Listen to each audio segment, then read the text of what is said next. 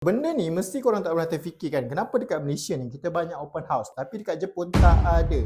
Rumah terbuka adalah satu tradisi yang cukup sinonim dengan masyarakat majmuk dekat negara kita. Open house ni dia jadi acara tahunan lah. So setiap kali kita ada Hari Raya Aidilfitri, Tahun Baru Cina, jadi Pabali ataupun Christmas untuk mengeratkan hubungan kemasyarakatan. So semangat muhibah inilah yang menjadi asas kepada keharmonian dan kemajuan sosioekonomi Malaysia sejak merdeka. Sebaliknya, kalau dekat Jepun ni sangat berbeza. So bagi orang Jepun, open house bukanlah satu amalan budaya, malah budaya kejidaran mereka ni lebih bersifat tertutup dan mementingkan privacy lah. Terdapat beberapa faktor utama yang menyebabkan berlakunya benda ni. Yang pertama, orang ni ada konsep uchi dan soto, dalaman, penyeluaran. Dalam kehidupan Jepun, uchi dan soto bukan kategori tegar lah, tapi dia gradien perubahan yang membimbing tingkah laku, ritual dan emosi. Yang kedua, rumah dekat Jepun ni memang sempit. Orang ramai dia tak mampu ada ruang yang cukup untuk menerima tetamu. Macam dekat Tokyo, ada rumah ni saiz mikro hanya 95 kaki persegi. Dan yang ketiga, untuk menjaga penampilan. Masyarakat Jepun ni kebiasaannya diorang menilai dan dinilai berdasarkan keadaan kediaman seseorang. So, sebab tu perlu bersedia dengan sempurna sekiranya nak terima tetamu. So untuk mengelakkan pressure ni, diorang lagi sukalah jumpa dekat luar. So that's why kalau pergi Jepun, jangan suka hati pergi rumah orang, ketuk-ketuk pintu nak datang. Dia takkan layan kau. So nak faham lagi budaya Jepun, please make sure anda follow, share dan like. Yosh!